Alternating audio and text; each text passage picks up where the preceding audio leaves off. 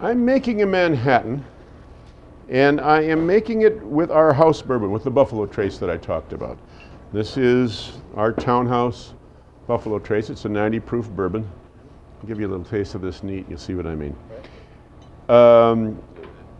One of the things about the Manhattan that I've always been telling young bartenders is it's simple, but it's complex in its simplicity. It's, as with the martini, it seems very simple.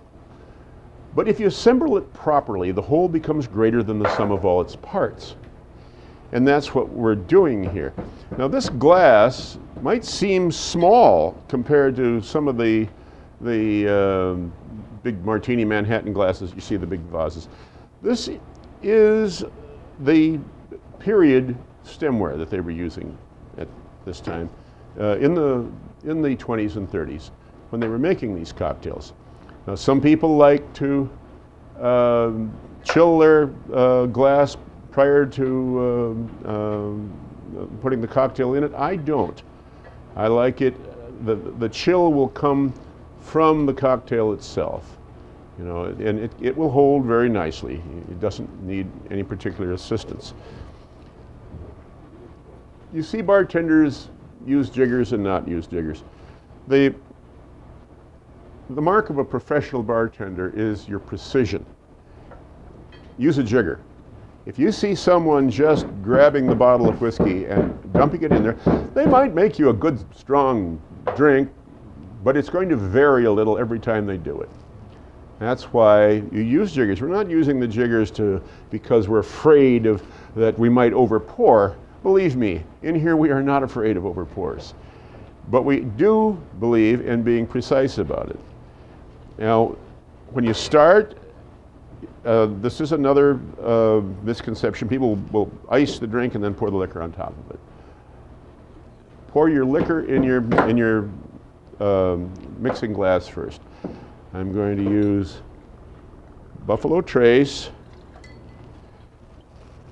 We're going to use a very good red vermouth, sweet vermouth.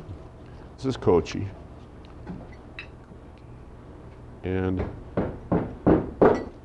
we use that in a proportion that we've used here for years. It's a secret. And this is another old thing that we don't, that is not, that is underappreciated, is bitters. Now there's an enormous array of bitters out there, as I'm sure you know. This is just the standard old Angostura bitters. Every bar has this, and you just need a drop of that. Now, bitters on its own is a very powerful flavor ingredient. When you mix it in a cocktail, it virtually disappears. It does what we call, it marries the ingredients. It softens the flavors and blends them one into another. And then we add a little ice. This is the ice that Brandon cut? This is the ice that Brandon's cutting. This is as hard as diamonds. It's a beautiful ice, and it doesn't, we never slush it up, make it too soft. It's done this way because all you're doing with this ice, you don't want this to shatter in there. You want this to just cool and soften this drink into something that, as I said, is greater than the sum of all its parts. We're going to do this about 20-25 times. You do a thorough mixing of it, but we're not shattering anything on this.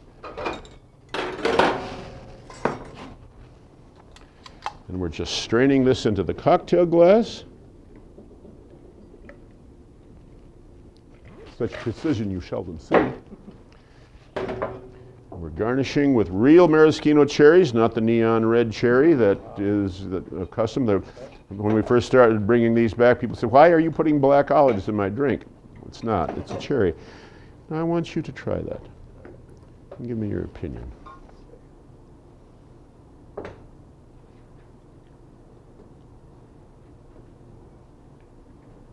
Holy cow.